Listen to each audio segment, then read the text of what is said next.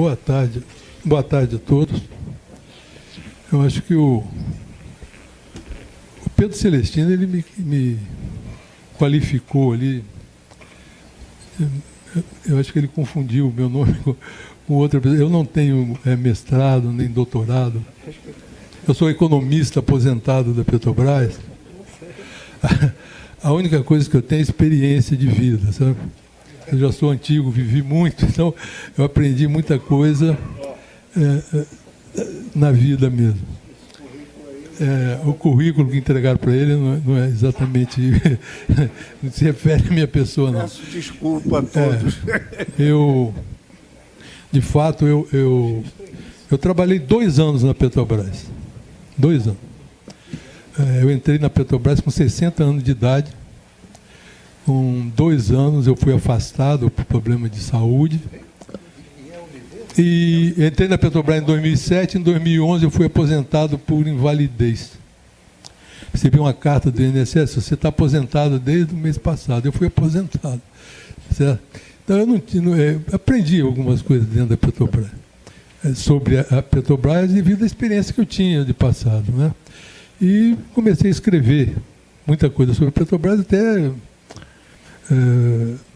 ser homenageado aí pelo pessoal da Associação dos Engenheiros com título de sócio honorário. E me foi concedido esse ano. Eu vim aqui para falar com vocês sobre um assunto que eu já escrevi muitas vezes, né? Que é o mito da Petrobras quebrada, né? Que a gente poderia também dar o nome de a mentira da Petrobras quebrada. Ou a gente poderia falar também a fake news, né, que está mais na fake news da Petrobras quebrada, né? Fake news que tem os seus autores, e os autores têm nome e sobrenome. Nome, sobrenome, endereço, eles são mais difíceis de encontrar, mas nome e sobrenome, Mira Leitão e Carlos Alberto Sardenberg. Ele, desde a descoberta do pré-sal, eles têm trabalhado com muita força contra a Petrobras. Para vocês terem ideia, em 2008, o Sardenberg escreveu um artigo, e vocês vão encontrar isso no Google, aí só entrar no Google vocês vão encontrar, em que ele disse que o pré-sal só existia na cabeça do governo. O pré-sal não existia. O pré-sal já tinha sido pesquisado aí pelo mundo inteiro e não encontrava petróleo, não existia petróleo lá. Quando foi em 2009, a Mira Leitão falou, não, o pré-sal existe sim, só que a Petrobras não tem capacidade de tirar petróleo nessas profundidades.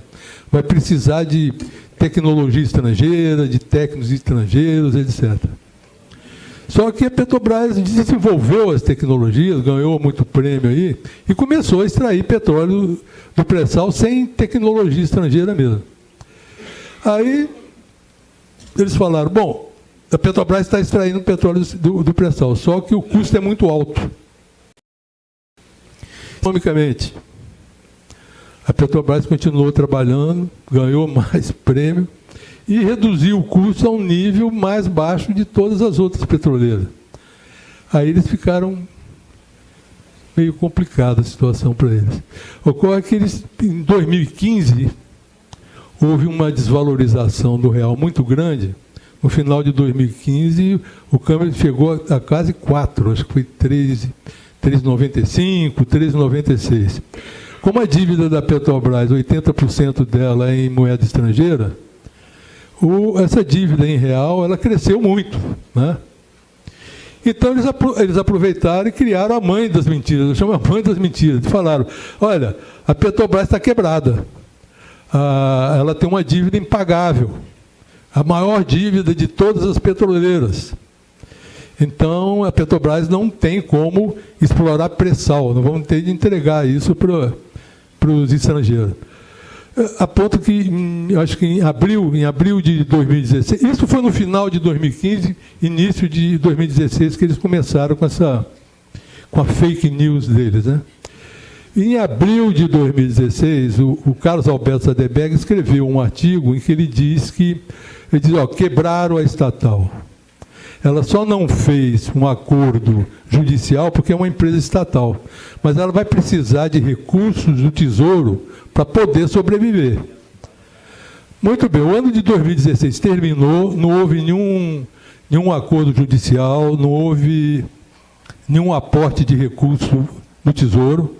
Pelo contrário, a Petrobras é que adiantou 20 bilhões de reais para o BNDES para aliviar o caixa do banco. E terminou o ano com um crédito de 6 bilhões de dólares com a Eletrobras, com a receber de ativos que foram vendidos em 2016, foram vendidos mais de 13 bilhões de dólares de ativo. Só receberam 2, tinha ainda 11 bilhões de dólares para receber. E, além disso, a empresa terminou com 22 bilhões de dólares em caixa. Quer dizer, que empresa quebrada que é essa, né? O seu Sardenberg nunca veio se retratar, nunca foi a público se retratar. Pelo contrário, eles continuaram dizendo que a Petrobras estava quebrada. Muito bem, um dos principais indicadores que mostra a saúde financeira de uma empresa é a geração operacional de caixa. A geração operacional de caixa é o caixa que sobra depois que a empresa cobre todos os seus custos e suas despesas. É o recurso que sobra para pagar o serviço da dívida, fazer investimento, pagar dividendo e etc. Não é? Se nós olharmos a geração operacional de caixa da Petrobras, eu coloquei aqui de 2012 para frente, vocês vão ver que ela é quase uma linha reta. Essa geração operacional de caixa da Petrobras oscila aí entre mínimo de 25, máximo de 27 bilhões de dólares por ano. Não é? A Petrobras, de fato, é uma excepcional geradora de caixa. É a maior empresa do mundo em termos de geração de caixa, e vocês vão ver já já. Agora, vocês notem aqui que, apesar do subsídio que foi dado entre 2010 e 2014, a geração de caixa não foi afetada. Não é? A corrupção, que disseram que quebrou a Petrobras, não afetou a geração de caixa da Petrobras. Não é?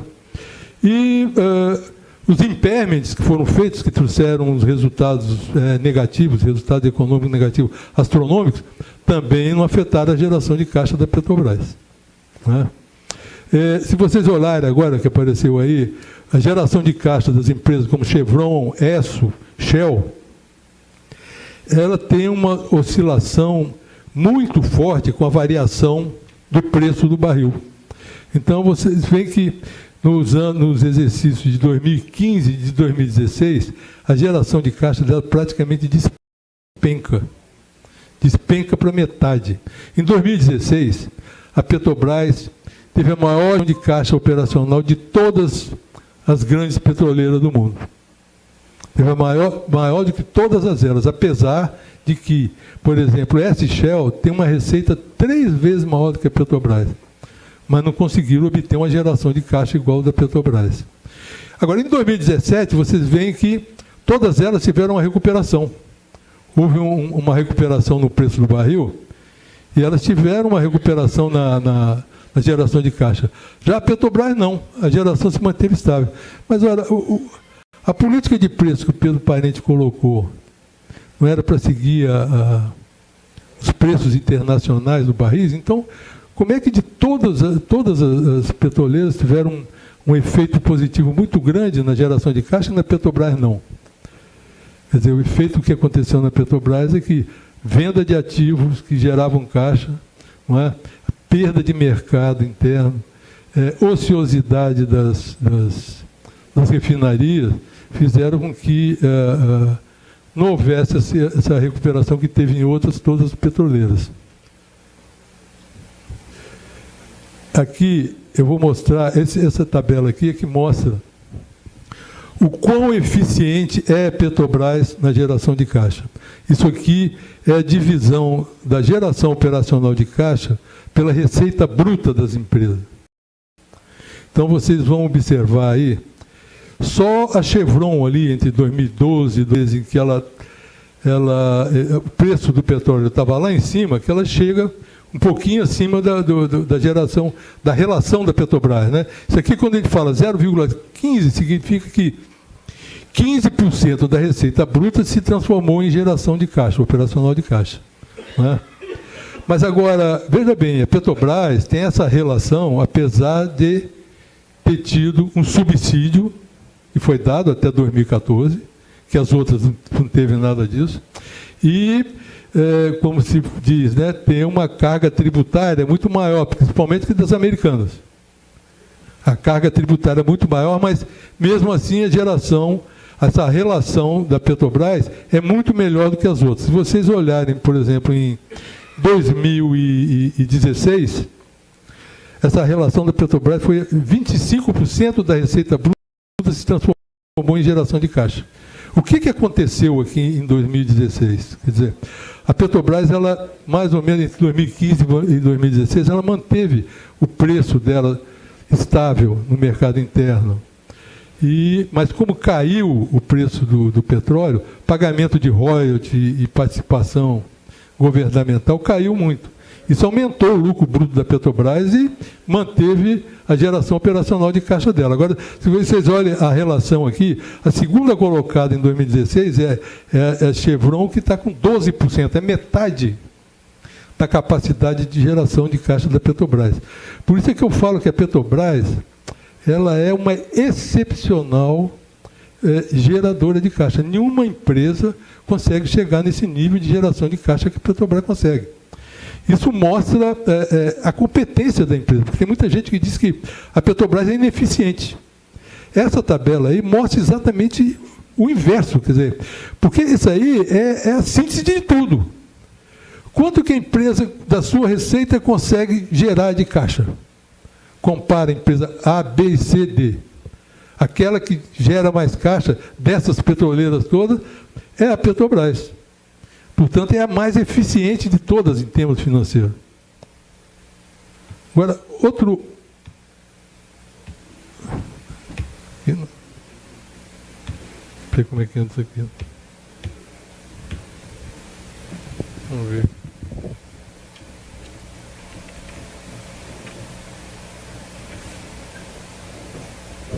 Felipe, salva aqui.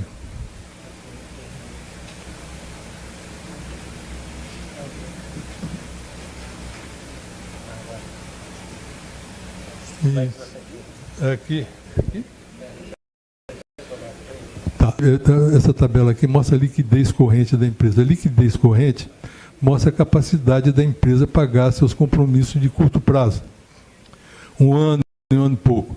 Essa aí é a divisão do ativo corrente pelo passivo corrente.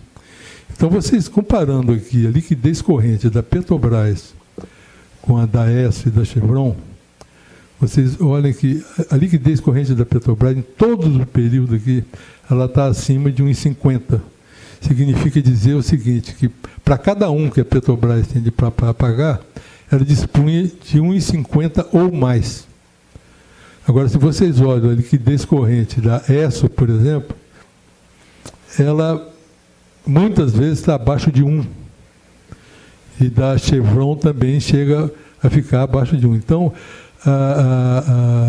essa liquidez corrente mostra que a Petrobras trabalha financeiramente numa situação muito mais confortável do que essas empresas.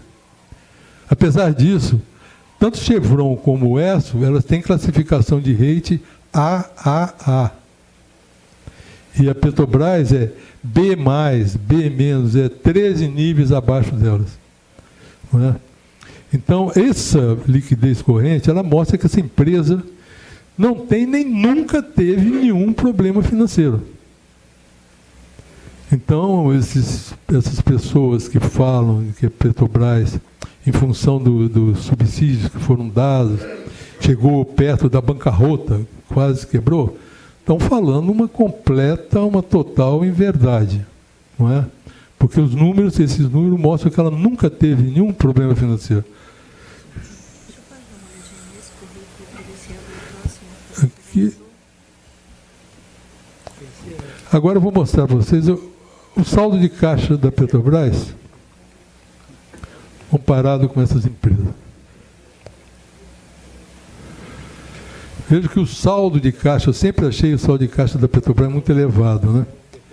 Mas se a gente compara o saldo de caixa da Petrobras com Chevron e com Esso, vocês vão ver que ali, a partir de 2015, quando foram paralisados todos os investimentos e começou o desmonte da Petrobras, acho que foi ali em 2015, o saldo da Petrobras ficou sempre acima de 20 bilhões de dólares, sempre acima de 20 bilhões de dólares. Se vocês olham o saldo de caixa, tanto da Chevron como da Esso, de 2012 para cá, eles vêm diminuindo o saldo de caixa sistematicamente. De ano a ano, esse saldo de caixa vem caindo. Agora, o da Petrobras, a partir de 2015, ele está sempre acima de 20 bilhões de dólares em caixa. Mas por que isso?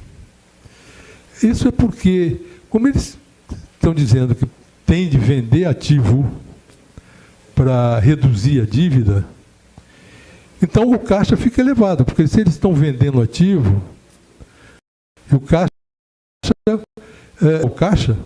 esse caixa vai ficar sempre elevado. Não tem como esse caixa não ficar elevado. Então, em qualquer projeção, você nunca se viu empresa com tal volume de recursos em caixa. 22 bilhões de dólares em caixa. Essa que é a empresa que eles disseram que estava quebrada, né? Então, eu acho que só essas 3 tabelas aí mostram que nunca chegou perto da Petrobras nenhum problema financeiro. A Petrobras sempre teve uma situação financeira muito boa, muito cômoda, muito positiva, não é?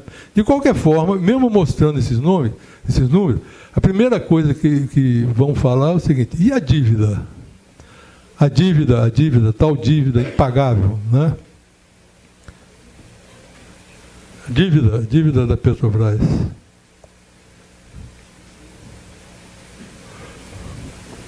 Isso aqui é a dívida da Petrobras em dólares. Eu costumo dizer que qualquer empresa, grande petroleira do mundo, gostaria de ter a dívida que a Petrobras tem, desde que tivesse também os direitos que a Petrobras tem nesse pré-sal que foi descoberto e a tecnologia que ela tem para explorar isso aí. Qualquer um gostaria de ter essa dívida. Mas, geralmente, a gente olha a dívida, se qualquer um de vocês entrarem para fazer uma simulação num banco de empréstimo imobiliário, vocês falarem que vocês têm uma renda de 100 por ano, vocês vão simular lá e vão dizer que pode te emprestar 220. Ele pode te emprestar o dobro da sua renda bruta. Não é isso? Então, vamos ver qual é a receita da Petrobras. A receita bruta da Petrobras. Veja que a receita bruta da Petrobras, ela quase sempre esteve acima dessa dívida, né? Quer dizer, a capacidade ainda de se endividar da Petrobras ainda é muito grande, né? E eu lembro, em 1983, eu era gerente de planejamento financeiro da Companhia Siderúrgica de Tubarão, lá no Espírito Santo. Quando essa companhia entrou, era uma empresa siderúrgica do grupo Siderbras, né? Quando ela entrou em operação, ela tinha uma dívida de 2 bilhões e 700 milhões de dólares. E a receita da empresa anual é de 500 milhões de dólares. Portanto, a dívida era mais de 5 vezes a receita. Aí é um problema sério. Aí é um problema sério mesmo, porque só de o juro já come 50% da receita. Mesmo assim, essa empresa, ela se manteve até 1989. Ela se segurou por 6 anos nessa situação. Agora, uma situação como essa aqui da Petrobras é uma situação muito confortável. Não tem, o endividamento dela é totalmente compatível com a receita. Agora, vejam bem, essa receita que está sendo apresentada aqui não é a receita que corresponde àquela dívida, porque essa dívida ela foi feita principalmente no período de 2010 a 2014, onde a Petrobras investiu mais de 200 bilhões de dólares, e esses recursos foram investidos principalmente no pré-sal. E a receita oriunda do pré-sal não faz parte dessa receita que está sendo apresentada aqui. A receita efetiva que vem do pré-sal está bem mais lá para frente. Ela não consta desse saber. Quando você faz uma simulação num banco para pegar um financiamento, eles consideram que a sua receita vai ser aquela, vai se manter aquela para sempre, não é verdade? Mas no caso aqui, a dívida foi feita para aumentar essa receita, mas é lá para frente. Porque, normalmente, uma empresa de indústria industrial, quando ela vai ser implantada, leva em torno de 4 a 5 anos para implantar. Os bancos, agentes financeiros, eles dão, então, um período de 4 a 5 anos de carência para a empresa começar a produzir, para começar a amortizar a sua dívida. Acontece que não existe carência de 10 anos, que é o prazo de maturação de um projeto de petróleo. Então, qualquer um que for fazer uma projeção do resultado de uma empresa dessa e apresentar um projeto, né, ele tem de considerar que em determinado período a empresa vai ter de aquela dívida, até que seja o momento de realmente ele pagar essa dívida. Ele não pode começar a pagar a dívida, que é como estão fazendo, forçando uma amortização da dívida, dizendo que precisa amortizar, então tem de vender ativo. Mas que nós já vimos que não precisa, porque o caixa é enorme, não precisa de vender ativo nenhum. Poderia utilizar o caixa em vez de usar o ativo, né? Não, mas eles forçam, inventaram um indicador que, sem pé nem cabeça, para forçar, justificar a venda de ativo. Então, a receita da Petrobras é totalmente, a dívida é totalmente compatível com a receita que a Petrobras tem. Agora, os projetos, nós vamos pegar um projeto como exemplo aqui, o Campo de Búzios. O Campo de Búzios, ele foi em março de 2010. No final de 2010 foi feito o acordo da cessão onerosa em cima do Campo de Búzios. Depois, de 2010 a 2013, foram abertos 8 poços no Campo de Búzios. Então, você imagina, até a descoberta deve ter sido gasto muito dinheiro com sondagem, com pesquisas, etc. e tal, né? Depois, para abrir esses 8 poços, gastou muito mais dinheiro. No final de 2013, foi atestada a comercialidade do campo, né? Então, é aí, no final de 2013, então, que a Petrobras começou a contratar os equipamentos para a produção do campo. Então, aí são investimentos pesados que foram feitos lá em 2013, não é? E que em 2015 entrou a primeira unidade de produção provisória, de adiantamento de produção. E a produção, só agora, em abril de 2018, que entrou a primeira unidade de produção definitiva. A primeira unidade de produção definitiva. O estudo da empresa de pesquisa energética, que é a empresa do Ministério, ligado ao Ministério de Minas e Energia, né? Eles dizem, lá nesse estudo, mostra que em 2026 a Petrobras vai estar produzindo 5,2 milhões de barris dia. Desses 5,2, 2,4 milhões de barris vêm desse campo de Búzios. Só o campo de Búzios paga essa dívida toda da Petrobras e vai sobrar muito dinheiro. Só que a partir de 2020, porque esse projeto começou lá em 2010, ele vai começar efetivamente a gerar o caixa bem mais lá à frente. Não é isso? Então, o que se força a dizer que a Petrobras tem uma dívida enorme, que a Petrobras tem uma dívida impagável, tudo isso é só para justificar venda de ativo, entrega das reservas e desmonte da Petrobras. Só para justificar. De fato, de verdade, em cima do número não existe nada. Isso aqui, eu vou agora falar do futuro para vocês. Isso aqui vem lá do plano de negócio e gestão, o primeiro plano de negócio e gestão feito pelo Pedro Parente. Esse aqui é um quadro de usos e fontes, que é uma síntese do plano de negócio e gestão dele. Tá certo? Então, vocês vão ver que esse quadro de usos e fontes, que era do período 2017-2021, foi o primeiro plano de negócio que eles lançaram, tem ali, do lado das fontes, você vai encontrar 158 bilhões de dólares, que é a geração operacional de caixa. Aquela geração que nós já mostramos lá. 158 bilhões dá uma média superior a 30 bilhões por ano.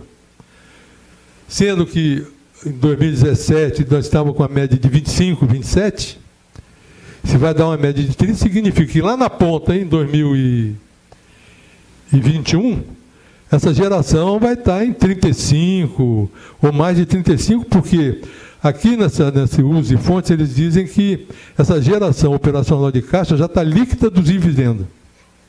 Quer dizer, a geração operacional depois de já pagar os dividendos. Só que eles não dizem quanto de dividendo foi lançado aí.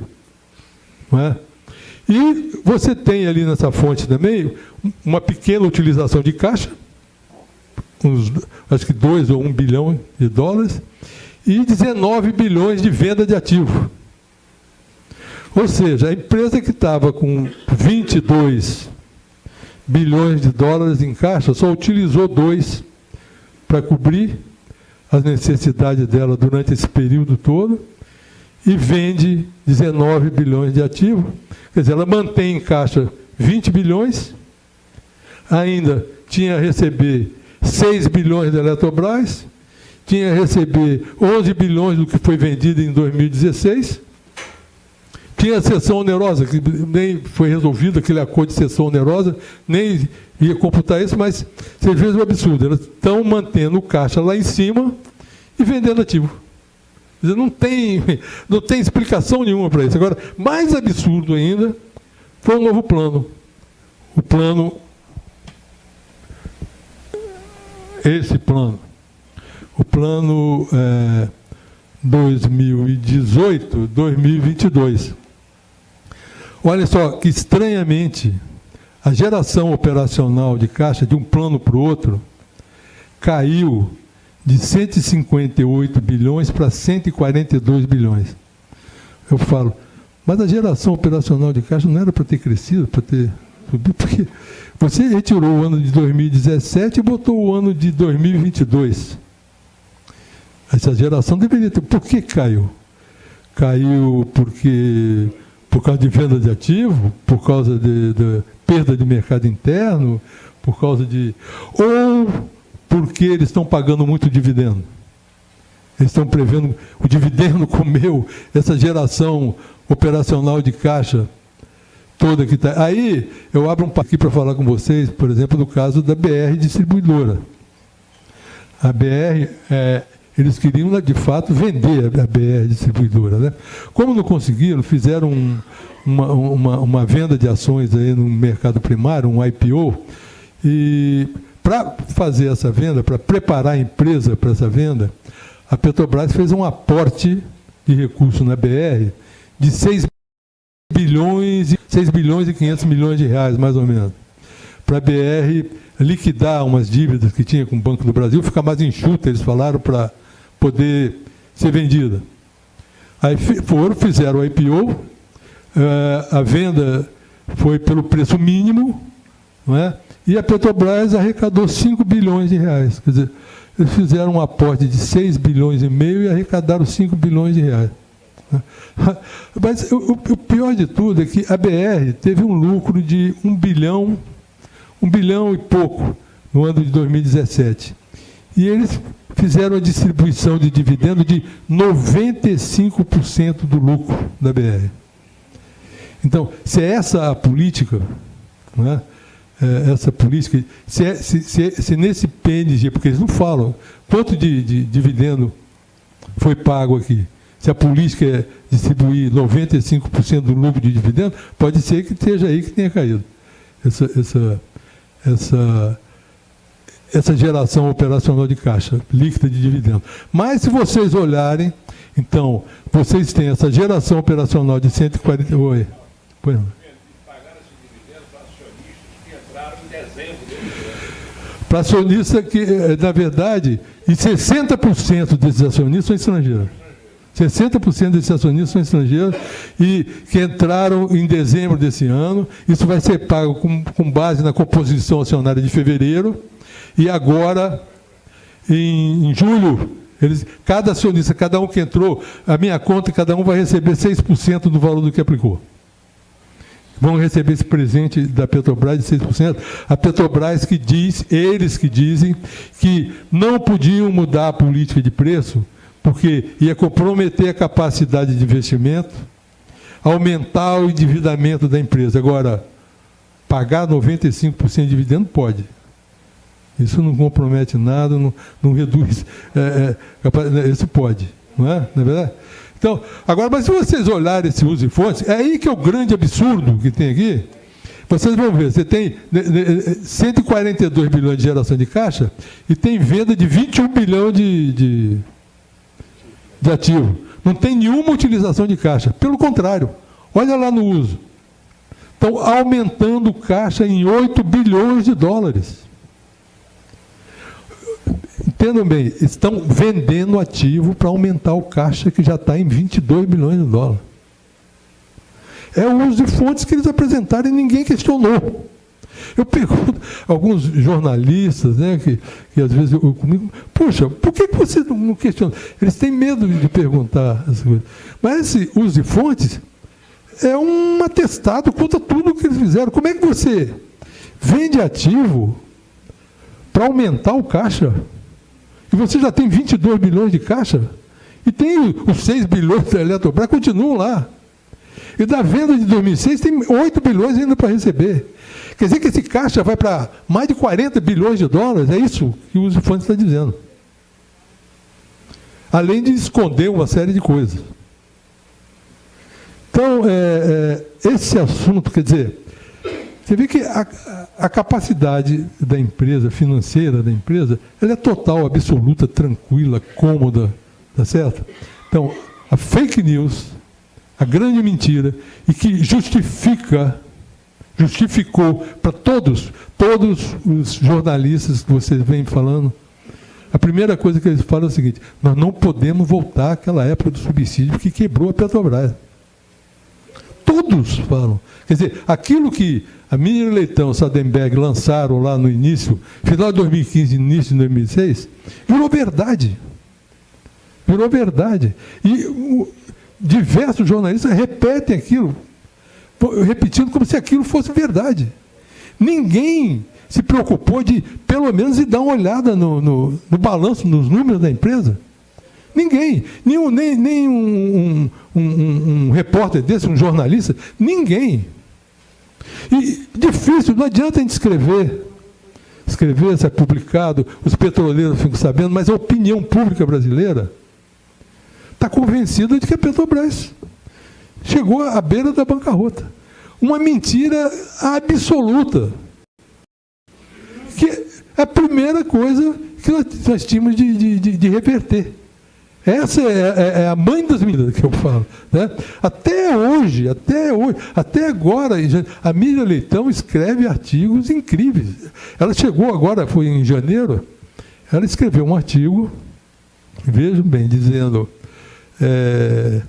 o Caixa Livre, comparou o Caixa Livre de 2016 com o Caixa Livre de 2013 e disse: o Caixa Livre na administração Pedro Parente melhorou 80 bilhões de reais, porque em 2013 o Caixa Livre foi 40 bilhões negativo, e em 2016 esse Caixa Livre foi 16 bilhões de reais positivo.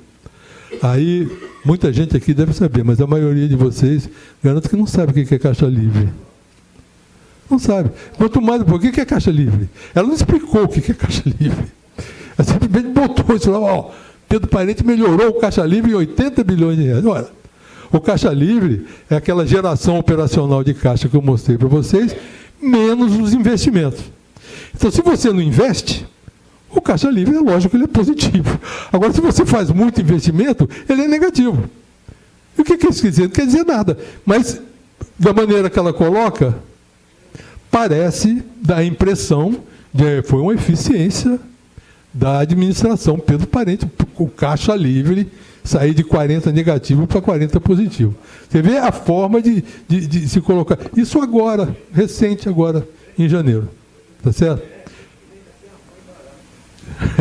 Então, veja bem, era isso que eu tinha a dizer para vocês, espero que tenha sido compreendido. Eu fico aqui à disposição para esclarecer qualquer dúvida que houver. Tá bom? Muito obrigado.